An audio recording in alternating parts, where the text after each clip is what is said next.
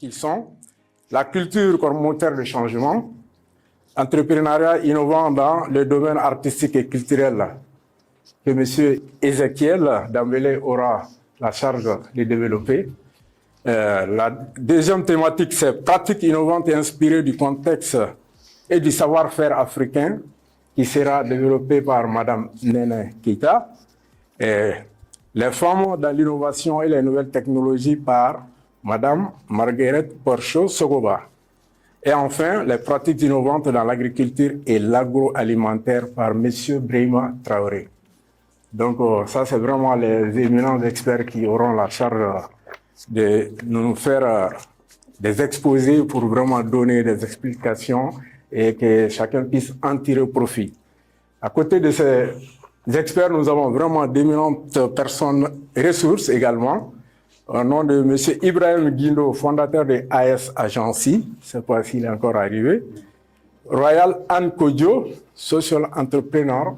Bon, Mokhtar Si devait être là, le président du mouvement Génération Engagée, mais elle est représentée par Mme Sawe Abiza Kamate.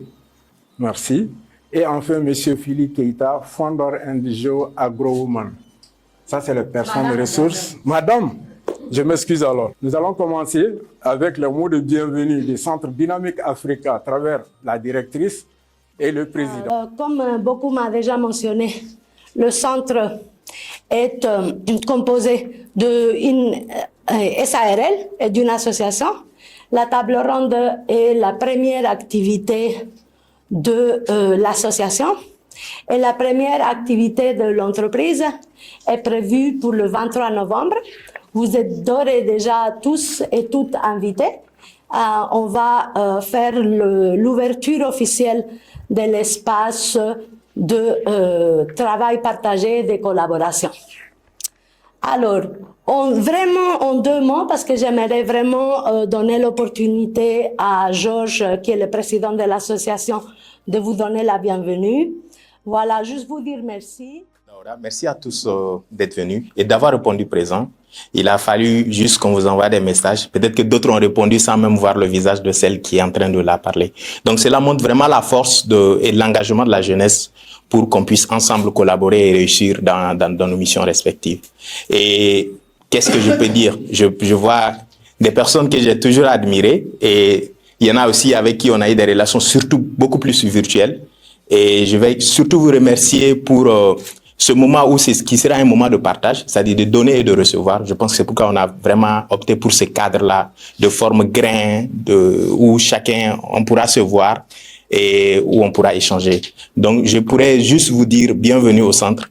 Et surtout, n'hésitez pas, si après cet événement, vous avez des suggestions, si vous pensez qu'il y a des choses qu'on peut faire ensemble. On a l'association où je suis responsable, mais aussi le centre, mais surtout dans le domaine de la collaboration, dans tout ce qu'on peut faire ensemble, nous on est ouvert et on sera très très content aussi de vous accueillir ici à chaque événement. Donc tout ce que je peux vous dire, c'est que vous êtes toujours les bienvenus ici et je vous remercie pour ça. Donc nous avons l'honneur et le plaisir d'accueillir M. Ezekiel Dambélé, à qui nous allons donner la parole pour son exposé. Ok. Mais l'acclamer, s'il vous plaît. Merci à vous. Et merci bien aux organisateurs. Nous nous sommes connus il y a juste un petit temps. Mais j'avoue que j'ai beaucoup apprécié l'initiative. Vous allez remarquer dans ma présentation, je suis beaucoup plus dans l'environnement, dans l'agriculture. Mais je vais intervenir sur la culture. Juste, d'abord, un premier temps, pour nous montrer que la culture fait une triangulation de tout ce qui est développement. Et quand on perd cette culture, ça impacte négativement sur tout ce que nous faisons. Je voulais d'abord dire que merci aux collègues qui sont là, qui vont aussi intervenir avec moi. Nous allons nous compléter certainement. J'avoue que les 15 années d'expérience, je viens de connaître juste la culture en 2020. Et c'était une suite, j'allais dire, à une mauvaise aventure. en quittant le monde des ONG, le monde des Nations Unies, pour rejoindre une structure culturelle. Mais dès que j'ai commencé à travailler, j'ai épousé la chose. À la base, je suis anthropologue de formation, qui est beaucoup plus proche de la culture. Donc, je me suis rendu compte que les 13 années que j'avais fait dans le développement avec les ONG, les approches beaucoup plus techniques, j'ai vu que la culture joue un rôle plus intéressant. Les techniciens partent dans un milieu, il fait ses exposés assez techniques, il peut être compris. Mais quand la chose est représentée de façon artistique et culturelle, ça capte beaucoup plus. Nous devrons quand même savoir que les photos que nous faisons, qui font beaucoup de publicité pour nous, fait partie de l'art et la culture. Et c'est un des angles qui est le plus important parce que ça permet aux gens de voir ce que nous faisons, de comprendre ce que nous faisons. Et c'est à partir de là, les gens peuvent faire des interactions. À savoir aussi que ce qui fait que la plupart des organisations aujourd'hui s'intéressent beaucoup plus à la culture, que ce soit des organisations qui sont dans le développement ou autre chose. Et ceux qui suivent beaucoup plus les appels à projets comprendront justement que les appels à projets culturels sont plus nombreux que d'autres appels. Parce que c'est vraiment quelque chose qui est transversal. Alors, à partir de là, nous comprenons de plus en plus que ça fait du sens que tout ce que nous faisons dans le domaine humanitaire, dans le domaine du développement en plein temps, soit triangulé, soit encerclé par tout ce qui est culture. Donc, merci M. Dambélé et merci à l'assistance pour votre attention. Donc, on va juste prendre quelques intervenants pour pouvoir donner, si nous poser des questions, afin que M. Emmanuel puisse nous donner des éléments de réponse. Moi, je suis au niveau de l'appréciation de la qualité de ce que nous recevons, de ce que nous consommons à travers le digital, qui est en lien avec la culture, et notamment l'art. Est-ce qu'aujourd'hui, les nouvelles technologies ont un impact négatif sur la qualité de la production artistique et culturelle? Ok. Bonjour à toutes et à tous, je suis Madame Berthe Kadidiatou, je suis consultante. Alors, merci à Monsieur Ezekiel pour la qualité de la causerie. Alors moi, j'ai une petite question. Vous avez dit que vous avez fait 13 ans d'expérience avant d'embrasser la culture, c'est ça? Alors, quel a été le déclic qui vous a permis de comprendre qu'aujourd'hui, vous ne pouvez pas aller sans cette culture-là dans votre démarche de recherche, de développement? Ok. Voilà, donc je veux juste savoir quel a été votre déclic par rapport à la culture et comprendre que vous ne pouvez pas aller loin aujourd'hui sans la culture. Merci. Bonjour tout le monde. Je suis Jean-Noël Keita, enseignant-chercheur à l'Université de Ségou. Je remercie M. Ezekiel pour son intervention.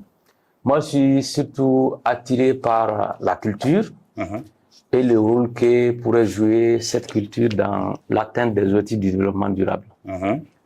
Voilà, puisque vous avez beaucoup duré dans le développement, est-ce que vous pensez que la culture peut être une pierre d'assise aujourd'hui afin que des problèmes liés au développement durable comme les questions d'assainissement, voilà, la gestion des déchets par exemple, quel rôle pourrait jouer la culture pour qu'on puisse quand même résoudre ce problème, bien que des tentatives aient été mises en œuvre, mais qui ont échoué. Maintenant, est-ce que la culture peut vraiment concourir à résoudre ce problème? D'accord. Merci pour cette question. La question du frère, notre grand professeur. Je vais peut-être donner des exemples de simulation. La toute dernière production de Sékou Boiré, pour ceux qui aiment les séries TV maliennes, c'était il y a 19 ans, n'est-ce pas? Mais aujourd'hui, vous montez sur les réseaux sociaux, vous allez trouver qu'il y a beaucoup de jeunes qui l'interprètent. Le plus souvent, c'est dans le sens de donner des messages. On est d'accord avec ça? Il y a des activités de développement qui se sont passées il y a 10 ans,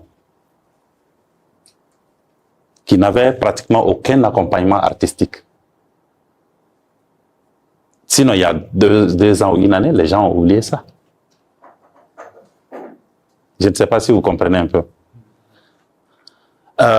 L'art, c'est quelque chose, on dit, les images, hein, c'est le 7e angle de l'art. Non seulement ça permet d'atteindre un plus grand nombre,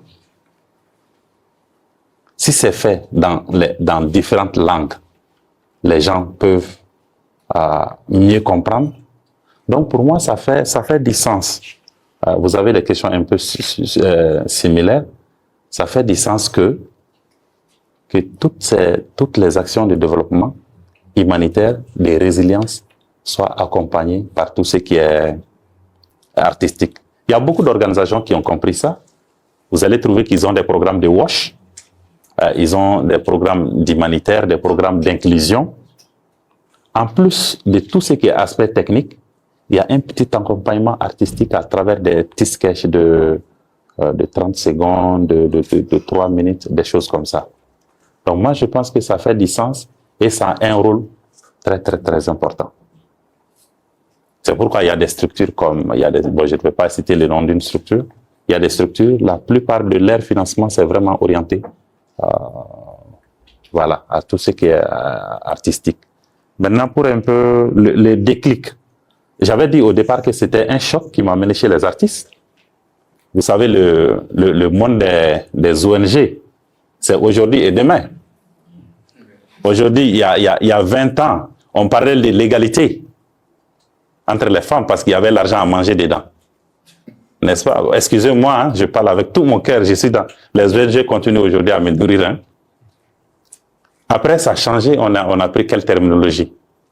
Équité. Après, aujourd'hui, c'est le VBG. Ça veut dire que quelqu'un qui a sa carte magnétique liée à tous ces trucs-là, tu n'as plus rien d'autre. Ça peut te trahir un jour. N'est-ce pas? Donc, c'est ce qui m'est arrivé. En matière d'organisation, madame, je peux dire que j'ai été très fidèle. Je n'ai jamais, aujourd'hui c'est ma 6e boîte, mais je n'ai jamais démissionné d'un poste. C'est le contrat qui monte sur moi, je me cherche. J'étais avec, bon, là où j'ai un peu duré, c'est World Vision, j'ai fait 8 ans, en tant qu'agent de terrain, en tant que chef de projet. Après, mon contrat était en train de finir, j'ai cherché à courir. Je suis allé à l'UNESCO. J'ai fait 8 ans comme consultant sur un programme de environnement qu'on devrait insérer dans les curricula scolaires. Donc, quand cet objectif aussi était atteint, malgré les appréciations, Ezekiel, ton contrat de consultant prend fin. Donc, c'est ça, c'est ce qui a fait que j'ai vu un appel un jour, c'est la coopération suisse qui finance un poste de responsable artistique et culturel. Et ils sont beaucoup basés sur, ils voulaient quelqu'un qui a un profil de rédaction dans la mobilisation des ressources. Comme c'est quelque chose, même si je ne sais pas bien faire, j'aime bien ça, j'aime m'amuser dans ça. Donc c'est ce qui m'a amené chez les artistes. Au bout de quelques temps, dans la mise en œuvre des activités, j'avais une petite équipe. Je me suis rendu compte que quand on fait les œuvres artistiques, quand les techniciens là, toutes les grandes organisations là, parlent de cohésion sociale, mais nous, on vient avec des artistes qui sont un peu connus, ils vont dire que c'est Gimba même qui a dit ça. Chez nous, nos parents, c'est ça leur fierté un peu. Donc, les messages, c'est beaucoup plus captivant. Donc, c'est ce qui a fait que j'ai fait un peu de retournement à ma formation initiale que j'avais commencé à oublier l'anthropologie.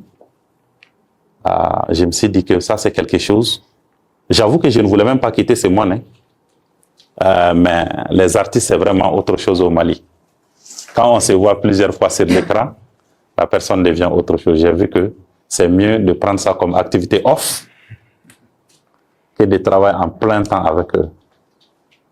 Voilà. Donc, présentement, je travaille beaucoup plus avec les artistes de façon off. Ça n'a rien à voir avec mon travail de chaque jour.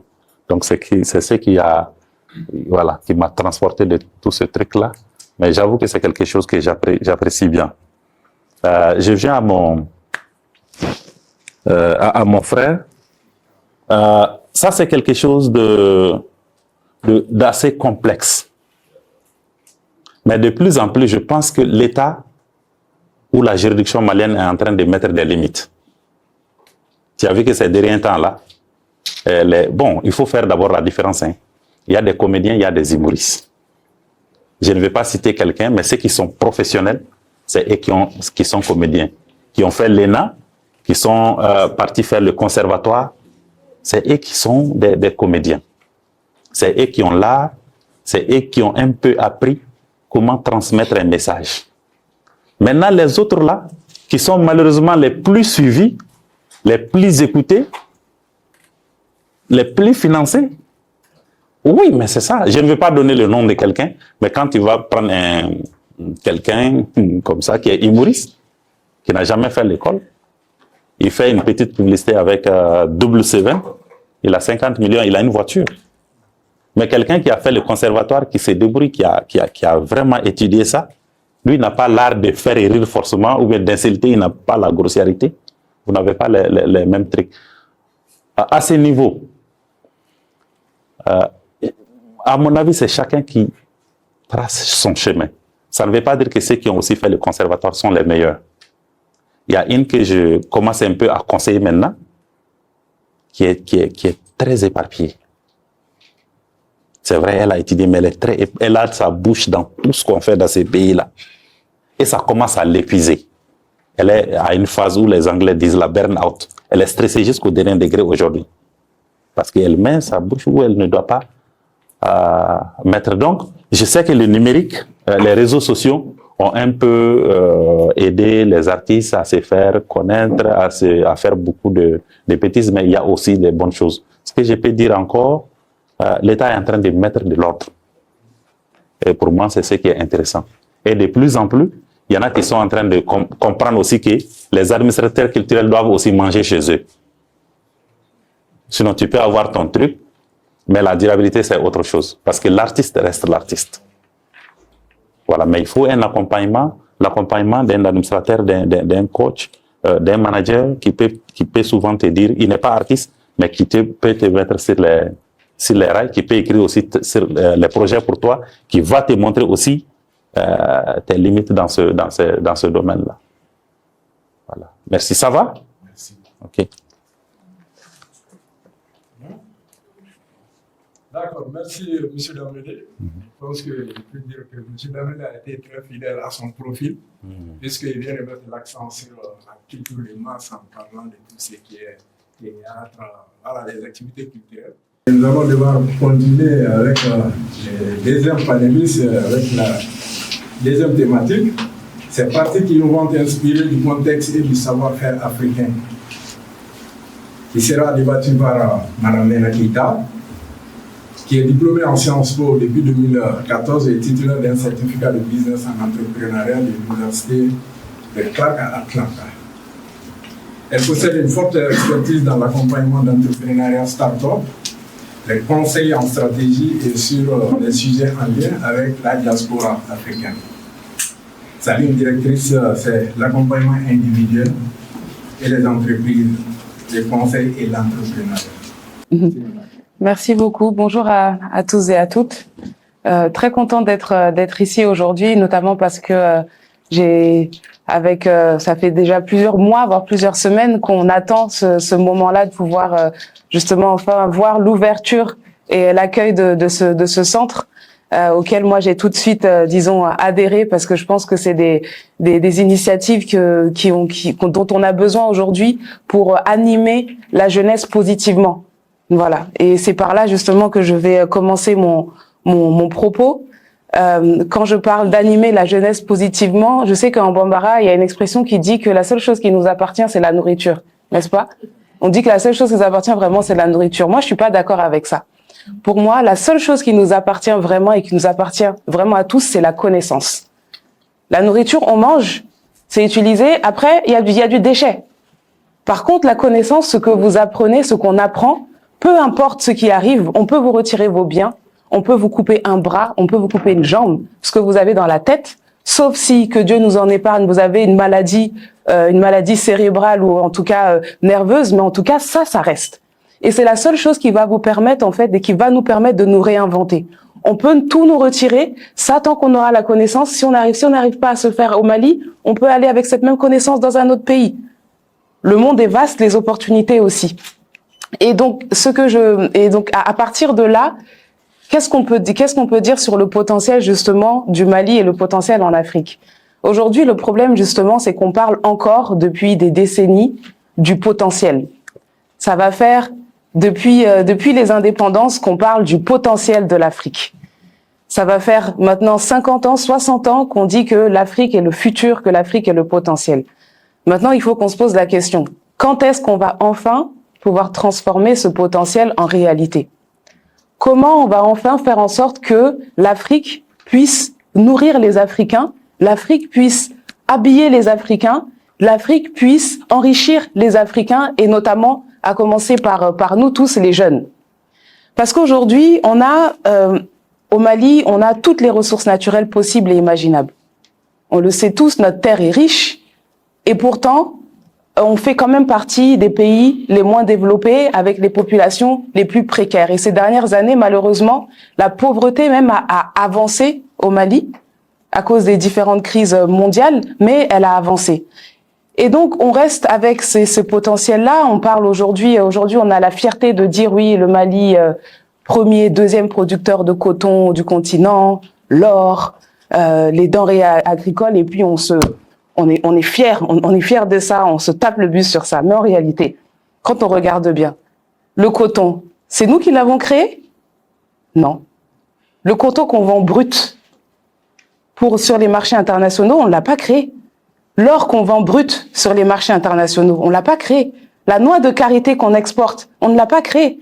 Donc, à partir de ce moment-là, nous, quelle est notre valeur ajoutée en tant qu'être humain, en tant qu'être doté d'intelligence, de créativité? Qu'est-ce qu'on fait de toutes ces denrées, de tous ces dons que Dieu a mis en fait à notre disposition? Il y a aucune terre ou aucune région du monde qui a été plus ou moins défavorisée. Si vous regardez bien, est-ce que vous connaissez un pays ou une région du monde où il est impossible de vivre, où il n'y a pas d'eau, il n'y a pas de denrées agricoles, aucune ressource? Toute l'étendue de cette terre-là est opportunité. Toute cette étendue de cette terre est un potentiel. La différence entre nous, en Afrique et les autres, c'est que certaines régions ont réussi à transformer le potentiel et à créer de la valeur ajoutée pour s'enrichir grâce à ce potentiel. Parce que finalement, le coton, l'or, les denrées agricoles, ce sont juste des potentiels. Le minimum qu'on peut faire avec, c'est nous nourrir et nous habiller. Prenons l'exemple du coton, par exemple, au Mali. Le coton, on nous dit que c'est seulement 2% du coton local qui est transformé. Et pourtant, on est tous habillés ici. Et on est tous habillés avec une part de coton. Et on nous dit made in China, made in Turkey, made in. Sachez que dans tous les vêtements qu'on porte aujourd'hui, il y a du made in Mali. Il y a une portion, même si elle est infime, qui est en fait du made in Mali. Et pourquoi on se fait voler la vedette comme ça? Parce qu'aujourd'hui, on n'a pas réussi justement, on n'a pas suffisamment investi. À la fois, quand je parle d'abord de la connaissance, parce qu'après il y a aussi l'investissement technique dans les infrastructures pour l'industrialisation, mais avant tout, on n'a pas suffisamment investi en nous pour qu'on puisse justement transformer ces potentiels et récupérer justement, disons, la vedette et la première place là où on devrait avoir la première place. Et moi, je mets l'accent beaucoup sur les jeunes et sur la créativité. Ça va faire maintenant, moi, ça va faire 6 ans du coup que je vis au Mali et ça va faire 5 ans que j'accompagne des entrepreneurs et des entreprises. Et quand j'interviens dans des panels auprès de jeunes, j'ai fait beaucoup de panels, mais il y a un panel qui m'a marqué parce qu'il y a un jeune qui m'a demandé, vous qui venez de la diaspora, qui venez de l'extérieur, qu'est-ce que vous avez vu au Mali que nous on n'a pas vu? et qui vous a poussé à vous dire je viens ici? Parce que nous, on comprend pas. Nous, on cherche à aller de l'autre côté, et vous venez. Qu'est-ce que vous avez vu? Qu'est-ce que vos yeux ont vu que nous n'avons pas vu et qui ne nous permet pas finalement de nous dire si c'est ici notre terre, c'est ici notre terre d'opportunité. Et justement, je pense que ce que j'ai vu, ou ce que l'extérieur, la diaspora en général, et même les étrangers, même, enfin, parce qu'on parle de la diaspora, mais même les étrangers voient les opportunités au Mali. Les plus grands investisseurs dans l'or au Mali, c'est pas des Maliens. Les grandes entreprises industrielles au Mali, il y en a beaucoup qui ne sont pas tenues par des Maliens. Donc ça veut dire que, effectivement, ils ont vu les opportunités et ils ont mis les ressources nécessaires pour transformer ces opportunités. Et moi, ce que je vois aujourd'hui et ce que j'ai vu depuis ces dernières années, c'est que on sous-estime énormément tout ce qu'on a déjà sous les yeux et on ne voit pas comment est-ce qu'on pourrait transformer et ajouter de la valeur ajoutée à ce qu'on a. La créativité, c'est quelque chose qui, je pense, avec tout le respect que je nous dois en tant que jeune et que je vous dois en tant que plus jeune, en tant qu'aîné aussi, on n'est pas suffisamment créatif, on ne cherche pas suffisamment à aller au-delà de ce qu'on voit ou de ce qu'on sait. On a aujourd'hui énormément de choses qui nous permettent aujourd'hui effectivement de dire qu'il y a un savoir-faire. Il y a un savoir-faire qui est là, qui est local, qui est malien, qui est africain, mais qu'on n'arrive pas encore à exporter, qu'on n'arrive pas encore à valoriser au-delà de nos frontières. Je prends encore l'exemple du coton parce que c'est l'exemple le plus frappant. Regardez, aujourd'hui, on fait du coton, notre disons une des denrées qui est les plus recherchées à l'échelle internationale. Au Mali, même des cotons-tiges. Voilà, je termine pas ma phrase, vous avez compris. Coton-tige. On fait pas de coton-tige. Vous voyez l'aberration, le paradoxe. Avec tout le coton qu'on a, on n'a pas une société aujourd'hui malienne qui fait du coton-tige. Est-ce que vous voyez à quel point, en plus, un produit qui ne nécessite, ce n'est même pas de la créativité. C'est un bâton avec deux bouts de coton. Voilà. Et à ce moment-là, quand on voit ça, on se dit qu'effectivement, on n'a rien fait encore. On n'a encore rien fait parce que on se laisse en fait justement. Les jeunes sont très souvent limités à ce que les aînés vont leur dire non, ça n'a pas marché, ou alors il y a une tentative auparavant, ça a été un échec. Mais les temps ont changé, les générations ont changé. Tout ce qui a marché il y a 30 ans peut marcher aujourd'hui parce que ce n'était pas le même, on n'est pas dans les mêmes temps, on n'est pas dans les mêmes conditions, et donc il ne faut pas se limiter finalement à ce qui a peut-être existé auparavant et qui a été un échec. Qu'est-ce que ça nous coûte aujourd'hui d'essayer de moderniser, d'améliorer ce qui est passé et qui a peut-être été un échec avec ce qu'on a aujourd'hui? Aujourd'hui, avec le digital, justement, le numérique, on n'a pas. Quelle est la connaissance à laquelle aujourd'hui nous n'avons pas accès? Tout le monde a un téléphone, tout le monde a même des téléphones. Aujourd'hui, à Bamako, peut-être que voilà, on n'a pas, au Mali en général, on n'a peut-être pas une couverture internet qui est égale, mais en tout cas à Bamako, avec un téléphone et un peu de connexion internet, vous pourriez vous former à tout. Il n'y a aucun domaine sur lequel aujourd'hui vous pouvez dire, un jeune aujourd'hui n'a pas le droit de rester plus longtemps que 5 minutes en disant je ne sais pas. Si vous ne savez pas, sur le coup, vous avez le droit de ne pas savoir, mais 5 minutes après, vous pouvez savoir. Aujourd'hui, disons que après, je parle pas de l'expertise, mais juste l'accès à l'information. L'accès à l'information, on l'a. Si on cherche une information, si on cherche à savoir quelque chose, on y a accès. Et avec ça, avec ce bijou que ça représente et cette chance que ça représente justement le numérique et le digital, aujourd'hui, la jeunesse africaine devrait s'emparer de tout ça pour devenir et transformer justement ces potentiels-là. Par exemple, on a des économies qui sont là depuis de tout temps. On dira de tout temps. On a par exemple les nourritures. Niveau timing, ouais, faut me dire. Hein. C'est bon? Oh, 30 secondes. Ok, d'accord. Ok. quand vous regardez par exemple tout ce qui est la nourriture de rue que nos tantes, nos mamans font depuis des années, qui a pensé aujourd'hui à dire pourquoi est-ce que ce qu'on mange dans la rue devrait rester dans la rue? Pourquoi est-ce qu'on pourrait pas moderniser ça et faire des restaurants qui s'inspirent de tout ce qu'on aime manger de rue? Les pâtés, les froufrous, les faris, les ngomis. Pourquoi est-ce que ça reste toujours dans la rue? Et c'est très simple, c'est pour dire qu'en fait, il y a des choses, la créativité, ça demande pas simplement de l'argent, comme on essaie de vous faire croire, j'ai pas de financement, donc je peux rien faire.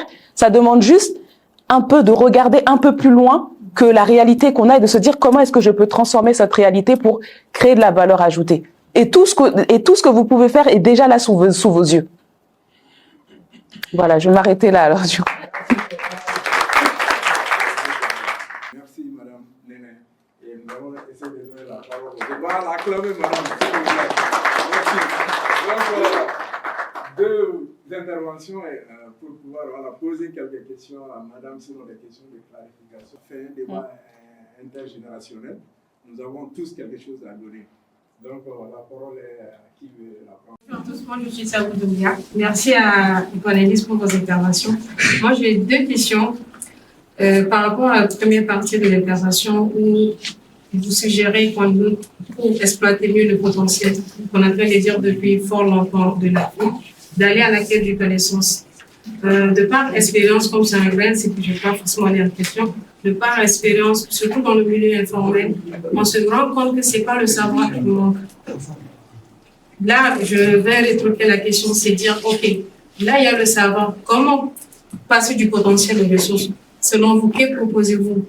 Maintenant, la deuxième question, c'est par rapport à ton dernier exemple où tu disais que pourquoi il faut toujours manger dans la rue par rapport à nos petites amuse-bouches propres à nous. Quelle est la limite du créativité de l'identité culturelle? Parce que quelqu'un qui vit, par exemple, 10 ans à l'extérieur, quand il vient à Bamako, il se dit, est-ce que je ne vais pas aller voir le boucher de Tanti au bord de Bidon? C'est pas mieux que d'aller au restaurant. C'est quoi la limite du créativité alors et notre identité culturelle? Comment préserver ça? Merci. La question va beaucoup s'axer sur la protection, c'est-à-dire maintenant, même si un bon citoyen prend l'initiative de créer une industrie de transformation des produits locaux ici au Mali, je trouve que, d'après un constat, je trouve que ce dernier n'est pas encouragé. C'est-à-dire, nous sommes animés par cet esprit de complexe, nous préférons plus utiliser les produits d'ailleurs que nos propres produits locaux. Donc, selon vous, quelle politique faudra mettre en place pour protéger les industries locales? Merci. De savoir comment transformer le savoir en potentiel. Il faut des ressources. Il faut donner des ressources aux personnes, en fait, déjà de prendre conscience de ce savoir-là, regarde ce que tu sais, et ensuite les accompagner pour transformer ce savoir-là en quelque chose de concret, parce que le savoir, tant qu'il est dans la tête, il ne sert à rien. On peut s'asseoir en salle. Il y a beaucoup de gens au Mali qui savent beaucoup de choses, mais qui n'en ont rien fait. Donc c'est de maintenant transformer, de dire voilà, maintenant tu as ce savoir-là, transforme-le en quelque chose de concret. Donc il faut des ressources. Il faut, quand je parle de ressources, c'est des infrastructures comme celle-ci, par exemple, des endroits qui vont permettre de travailler sur des idées pour les concrétiser. Il faut des ressources matérielles et à la fin il faut des ressources financières, bien évidemment, on en a besoin. Créativité, la limite entre la créativité et l'identité culturellement, je pense qu'il n'y a pas de limite à la créativité. Et est-ce qu'il faut voir en fait qu'est-ce que l'identité culturelle et qu'est-ce qu'une pratique culturelle? C'est pas la même chose. Par exemple, quand on parle de la nourriture de rue, est-ce que ça fait partie de l'identité culturelle malienne? Oui.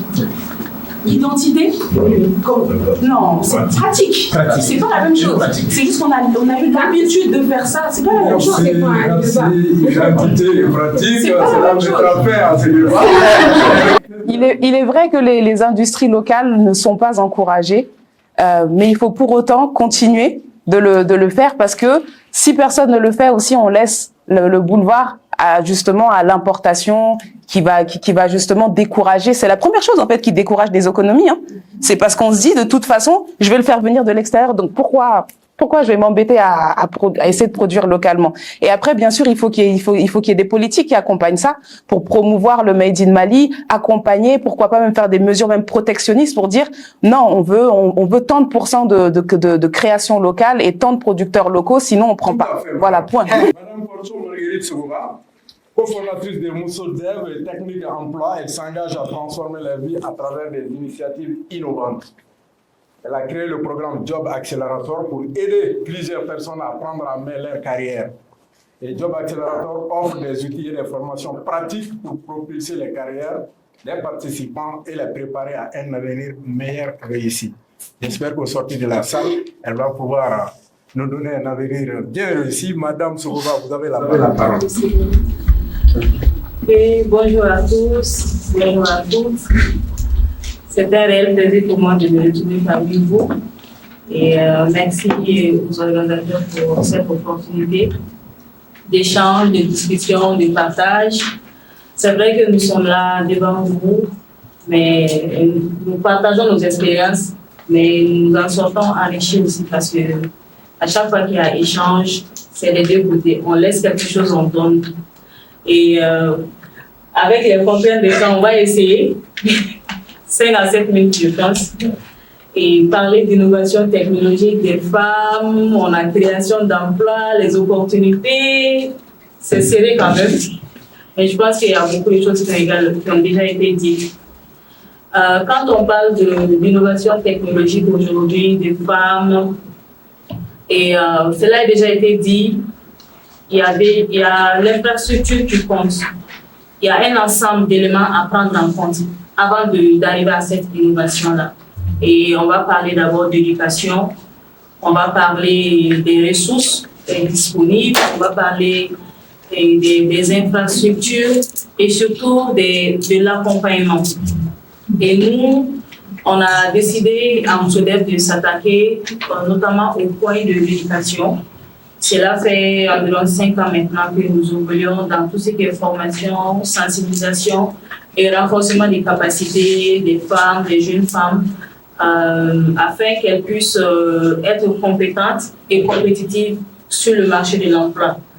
On le dit tout le temps et je pense que c'est une évidence. Le numérique aujourd'hui offre des opportunités. Et comment est-ce qu'on peut saisir ces opportunités-là si on n'est pas préparé, si on ne sait pas ce à quoi on fait face et comment est-ce qu'on peut tirer notre épingle du jeu. Nous avons eu à former des femmes en codage informatique, en marketing digital et aussi en entrepreneuriat numérique. Et aujourd'hui, à travers cette formation, on a quand même de bons retours.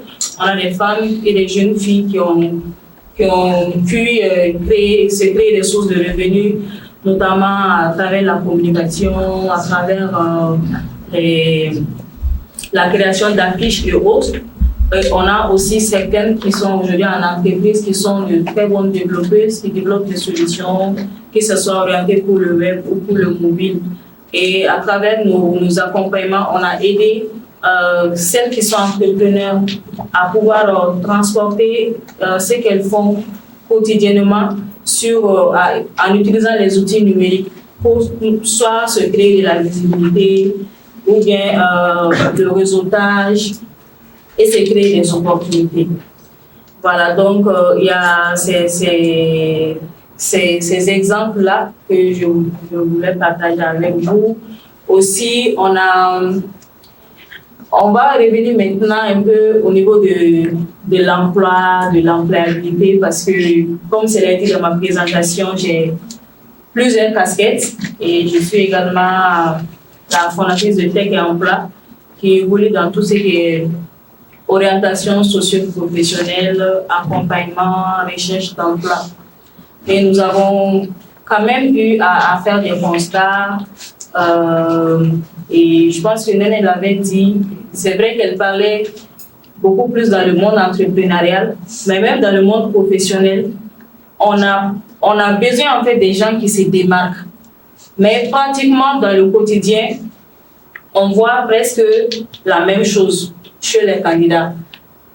La majorité sont dans la même posture, font les mêmes choses, répètent les mêmes erreurs, malgré qu'il n'y a pas de changement, on ne s'assoit pas pour se demander mais qu'est-ce qui cloche? Qu'est-ce que je peux faire différemment?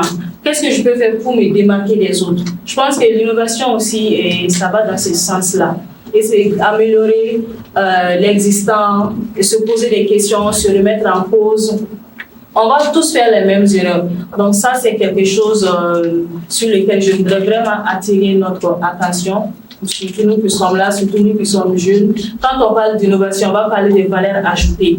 Quelle est notre valeur ajoutée? On doit se poser cette question-là. Que ce soit lors de notre recherche d'emploi ou bien que ce soit même déjà quand on est en poste. Ce n'est pas parce qu'on est en poste qu'on est arrivé.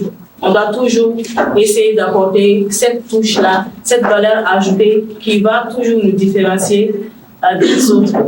Et sur le volet entrepreneurial aussi, l'innovation des femmes, il y a beaucoup d'exemples. Il y a eu beaucoup d'exemples. Nous, on a développé une solution sur les VBG, les violences basées sur les genres, pour informer, orienter et puis dénoncer.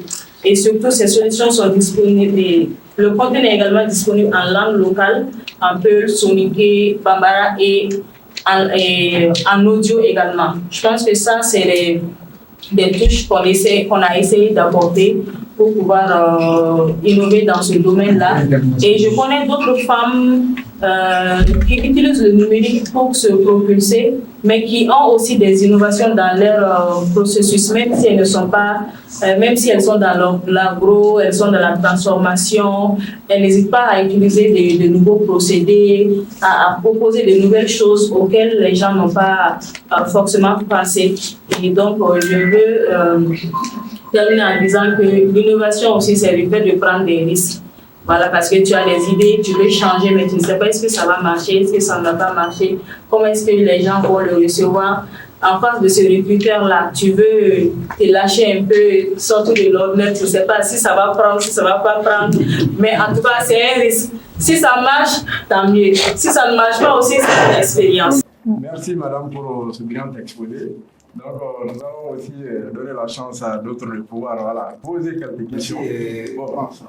Bonjour à tout le monde. Bonjour. Alors, ma première question, c'est aujourd'hui, ici au Mali, je pense que même en Afrique, on s'accentue sur l'innovation, sur les soft. Mais pourquoi en Afrique, on ne développe pas les hard? C'est quoi les soucis? Deuxièmement, qu'est-ce que vous pensez des liens par rapport au chômage et à l'employabilité? Et peut-être une autre question qui s'adresse à tout le monde.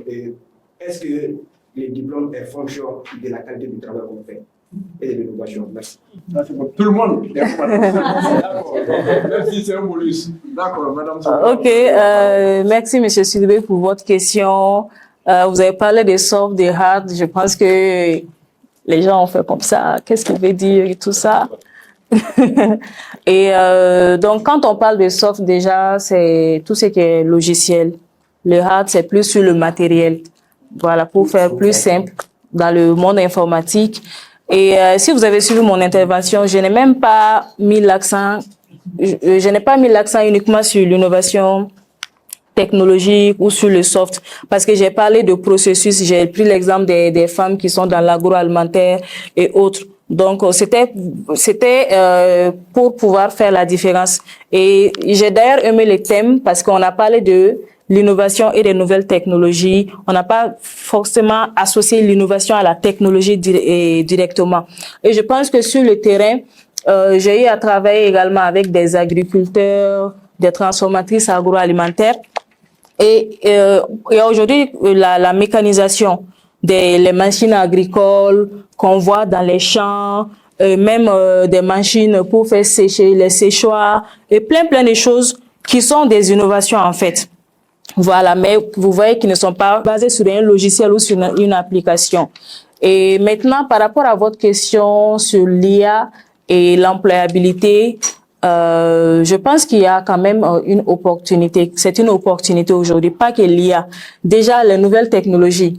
J'aime le dire souvent, au lieu d'aller vers même les choses compliquées, les choses basiques qui sont là, essayons de les maîtriser d'abord, avant même de parler de l'IA. Je suis tout le temps en contact avec des entreprises, des entrepreneurs. Même l'autre jour, on était chez Néné je pense qu'il y a une entreprise informatique qui disait, elle a du mal même à trouver de bons développeurs. Et pourtant, on dit qu'il y a des opportunités et pourtant, on fait des formations. Et je connais plein d'entreprises comme ça qui recrutent des gens, après ces personnes ne sont pas à la hauteur. Donc, l'IA, c'est bien.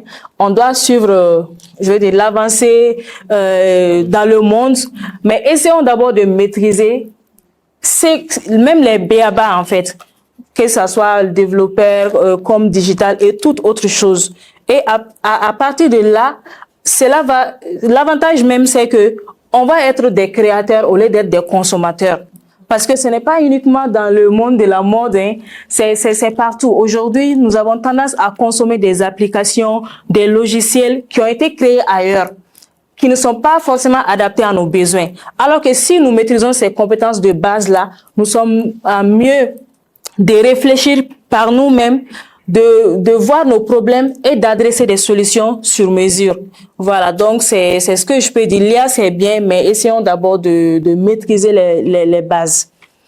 Voilà, donc je pense que c'est ça. La dernière question, c'est le diplôme. Le diplôme est fonction de la qualité du travail et de l'innovation.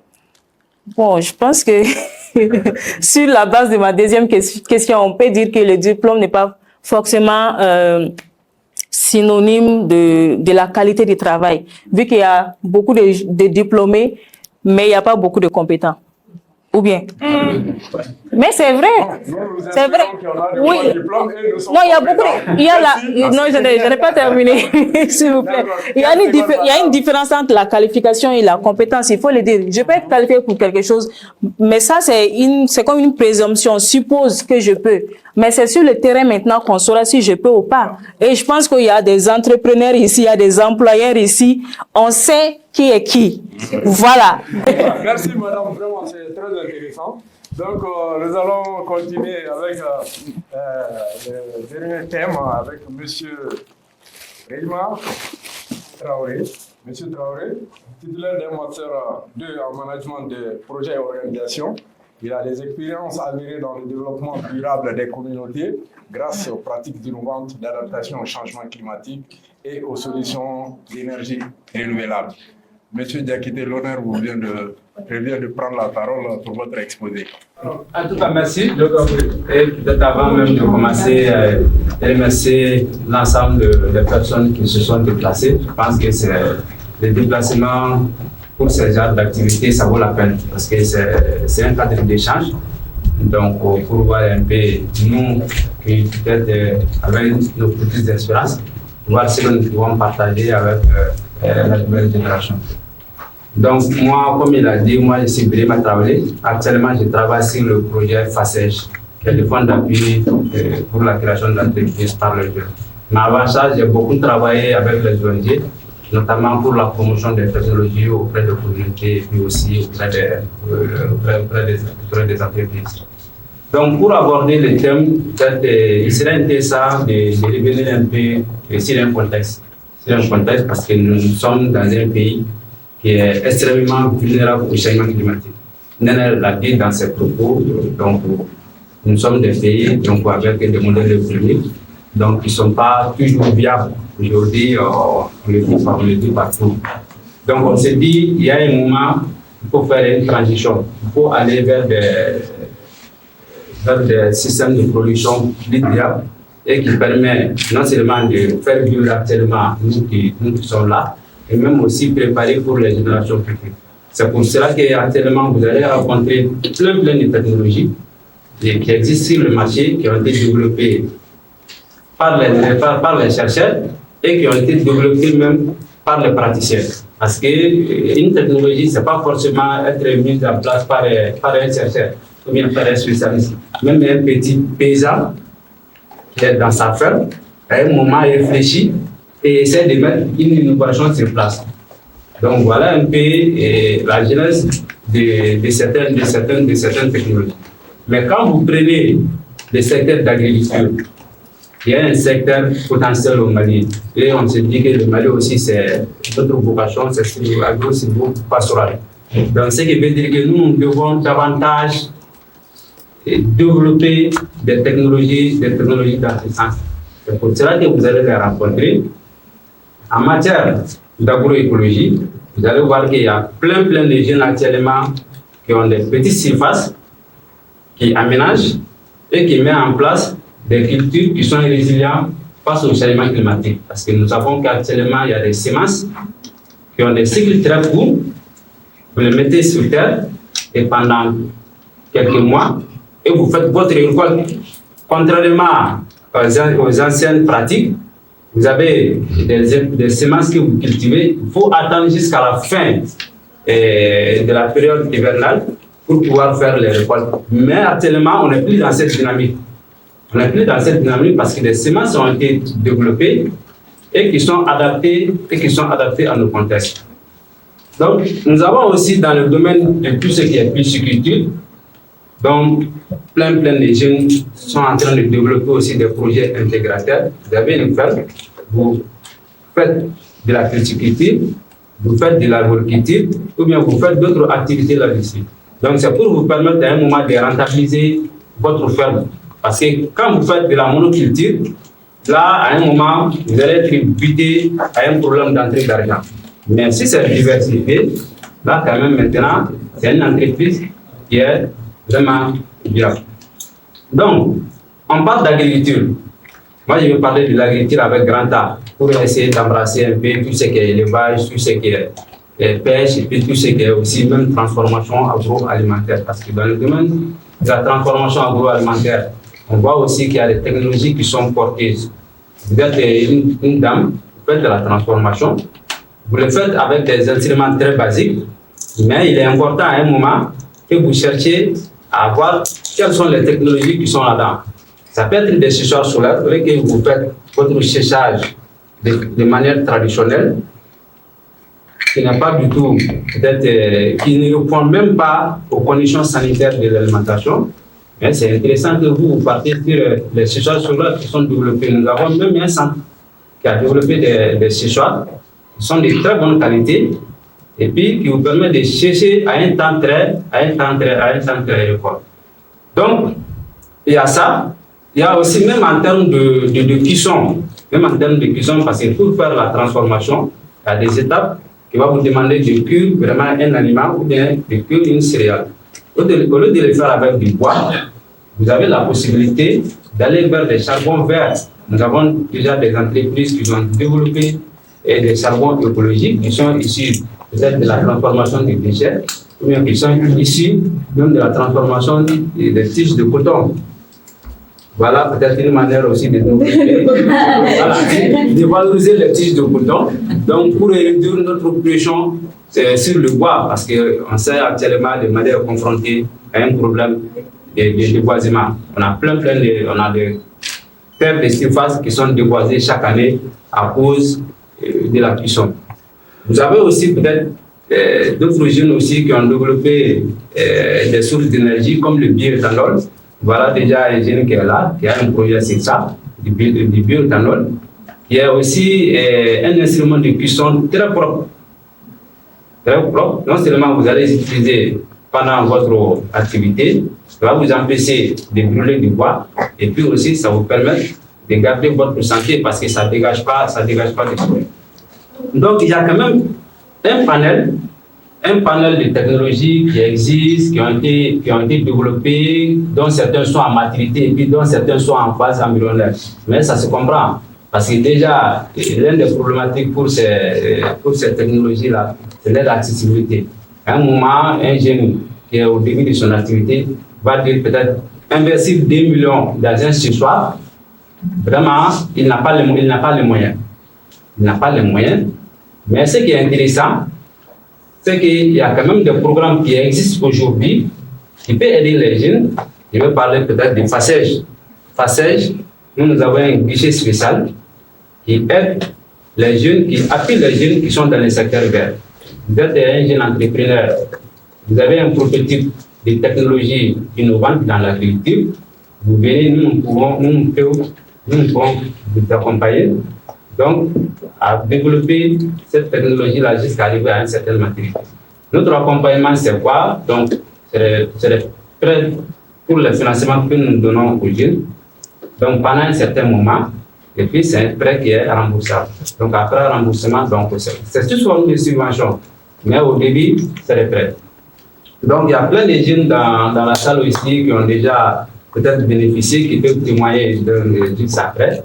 Mais en tout cas, vraiment, cette opportunité-là, ça existe. Mais au-delà des passages, il y a d'autres organisations aussi qui sont là-dedans. On ne va pas tous les citer. Je pense qu'il y a aussi des jeunes de Google qui sont là, donc avec les Noël, donc qui ont aussi suivi des formations techniques, comment mettre en place des technologies et d'innovation en matière d'agriculture ou d'autres domaines. En tout cas, c'est quand même un domaine qui est très vaste. Donc, si le temps nous permet, et un domaine très intéressant. Merci, M. Traoré. Merci bien. Donc, nous allons prendre des interventions dans la salle avant d'aller à la cause. Je disais, les graines qui ont été créées, est-ce que ce sont des graines bio? Parce que, comme Madame l'a dit, c'est bien de s'inspirer de ce que les gens font là-bas, mais il serait mieux de se demander, OK, voilà l'erreur qu'eux, ils ont fait avec les produits modifiés. Est-ce que si on répète les mêmes erreurs, on va commencer à développer les trucs de cancer et tout? Donc, c'est vrai que les graines ne vont pas durer pour germer, mais leurs conséquences sur nous, qu'est-ce que ça serait? Pour la question de l'ADN, donc je voulais savoir les conséquences des semences améliorées que j'ai partagées. En fait, les semences, là, il faut comprendre que c'est déjà des semences qui existaient chez nous. Ce sont nos anciennes semences qui sont retravaillées par les chercheurs ou bien par les paysans sur le terrain pour les adapter au contexte climatique. En fait, c'est des semences qui avaient des cycles de 3 mois, mais actuellement, il y a certains qui ont été adaptés pour avoir des cycles de 2 mois, ou bien de 45 jours. Donc, ça n'a rien à voir avec le bio, parce que quand on va rentrer dans le bio, c'est tout un processus de certification qu'il faut mettre en place pour être qualifié du bio. Bon, il y a quand même des organisations au Mali qui existent actuellement, qui aident les paysans à mettre en place des parcelles de bio. Mais c'est très compliqué. C'est très compliqué. C'est pour cela que vous allez rencontrer plusieurs produits sur le marché. C'est le producteur même qui va dire que lui, son produit, c'est bio, mais il n'a aucune certification. On est dans cette difficulté.